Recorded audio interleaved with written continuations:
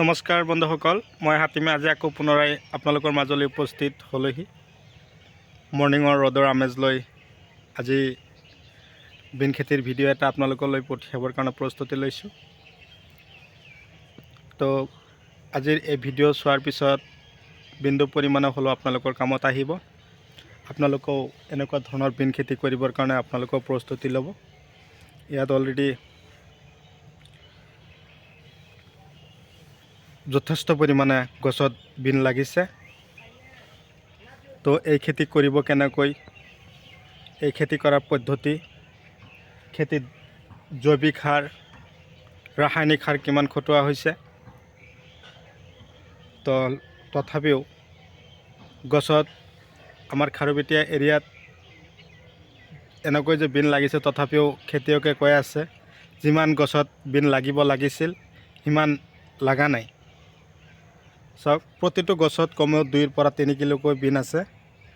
তো খেতিয়কে তথাপিও আনন্দিত হোৱা নাই, তাৰ কাৰণ গছ দুটা এটা ফুলি গৈছে, আগবিলাক কোনো কথা নাই, ঠাণ্ডাৰ প্ৰকোপটো বাঢ়ি গৈছে, সেইকাৰণে এনেকুৱা ধৰণৰ প্ৰব্লেম দেখা দিয়ে। তো অলৰেডি 1 বিঘা মাটিৰ বিন খেতি কৰা হৈছে। ইয়াত এই খেতি কৰিবৰ কাৰণে প্ৰথমতে মাটি নিৰ্বাচন কৰি ল'ব। মাটি নিৰ্বাচন কৰিব মানে কি, এই বিন খেতি কৰিবৰ কাৰণে আপোনালোকৰ কি কৰিব লাগিব, মোটামুটি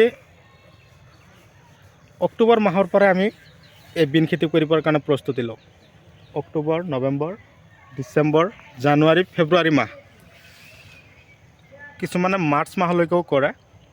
কিন্তু কথা হ'ল একুৰেট সময় ছেপ্টেম্বৰ মাহ, অক্টোবৰ মাহৰ পৰা যদি আমি বিন খেতি কৰিব পাৰোঁ, তেতিয়া আমাৰ বিনৰ দামো ভাল পাম আৰু খেতিত লাগুনো ভাল হয়। তো আজি যিটো খেতি আপোনালোকক দেখুৱাই আছোঁ, এইটো খেতিত কি বিধান দিয়া হৈছে, কিমান গোবৰ সাৰ দিয়া হ'ল, আজি কৈ আছোঁ। তাৰ আগতে কৈছোঁ, যদি আপোনালোকে মোৰ চেনেলৰ নতুন ভিউৱাৰ্ছ হিচাপে আছে, তেনেহ'লে মোৰ চেনেলটো ছাবস্ক্ৰাইব কৰি দিব, কাষত থকা বেল ঘণ্টিটো লাহেকৈ বজাই দিব, যাতে এনেকুৱা ধৰণৰ উন্নত জৈৱিক, ৰাসায়নিক আৰু বৈজ্ঞানিক পদ্ধতিমতে কৰা খেতিৰ ভিডিঅ' ন'টিফিকেশ্যন অলৰেডি আপোনালোকে পাই থাকে। চাব পাৰিছে অলৰেডি বিন, কেৱল গছত বিন আৰু বিন। তো মাটি নিৰ্বাচন কৰিব মানে কি, আমি এই খেতি ধান কটাৰ পিছতো কৰিব পাৰিম। যেতিয়া আমি ধান কাটিম, সিমান ওখ মাটিৰ কোনো প্ৰয়োজন নাহিব, দ মাটি হ'লে যথেষ্ট।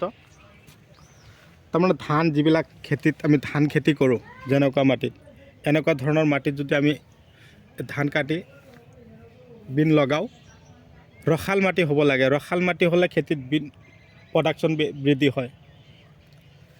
আৰু এইটো খেতিত গোবৰ দিয়া হৈছিল 1 গাড়ী, মোটামুটি 6 পৰা 7 টন গোবৰ, 1 বস্তা super phosphate, 15 kilo potash, 15 kilo urea, 15 kilo DAP দি খেতিত ধুনীয়াকৈ হাল মৰা হৈছিল। হাল মাৰি ময়াই ধূলিময় কৰি তাৰপিছতে গুটি দিয়া হৈছিল। তো এতিয়া কথা হ'ল, গুটি যে দিয়া হ'ল, এটা লাইনৰ পৰা আৰু এটা লাইনৰ ডিষ্টেঞ্চ ৰখা হ'ল 2 হাত, আৰু এটা গুটিৰ পৰা আৰু এটা গুটিৰ দূৰত্ব দিয়া হ'ল 1 ফুট যিখিনি লগাইছে। তো খেতিত যিখিনি লাগন দিছে, যথেষ্ট পৰিমাণে দিছে, বহুত ভাল লাগন দিছে। তো আজিৰ এই ভিডিঅ'টোৰ মাজত যে আপোনালোকে এই বিন খেতি চাই আছে, এইটোত বিধানটো হ'ল চেমনিছ। এই চেমনিছ বিন, এইটো চাঙত দিব পৰা, কিন্তু মাটিত কৰিব পৰা বিনো কিন্তু আছে। তো আপোনালোকে মাটিত দিব পৰা বিন কৰিব পাৰিব। কলচ আছে, গিৰি চিডৰ বিন আছে, অক্ষয় বিন আছে, নানান ধৰণৰ বিধান পোৱা যায় আজিকালি। তো কথা হ'ল কি, কেৱল আমি কি কৰিব লাগিব, মাটি নিৰ্বাচন কৰি সেই খেতি কৰিব লাগিব। তো এতিয়া ঠাণ্ডাৰ প্ৰকোপ বাঢ়ি গৈছে, তাৰ কাৰণে আমি কি ধৰণৰ ঔষধ দিম। তো ঠাণ্ডা যদি বেছি হৈ গৈছে, গছ পাতবিলাক যদি কেঁচৰি মাৰি দিয়া আছে, পাতবিলাক পূৰা লেৰেলি গৈ আছে, ডেলমা স্প্ৰে কৰিব। ডেলমা স্প্ৰে কৰিলে কি হয়, বিন গছৰ পাত ঠাণ্ডাৰ কাৰণে আৰু ফুলি নাযায়। কেঁচৰি মাৰিছে, গ্ৰেচিয়া স্প্ৰে কৰি দিব।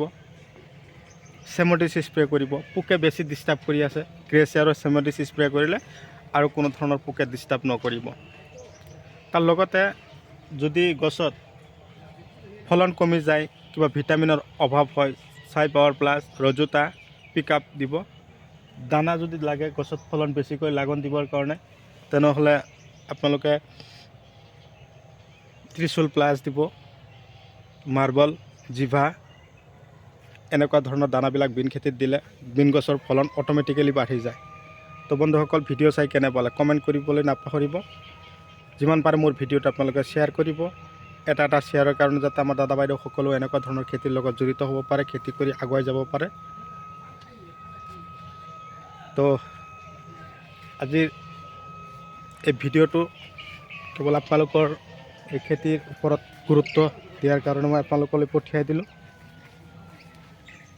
চাওক, তো আজিলৈ এৰিছোঁ, পৰৱৰ্তী ভিডিঅ'ত পুনৰ লগ পাম। ধন্যবাদ।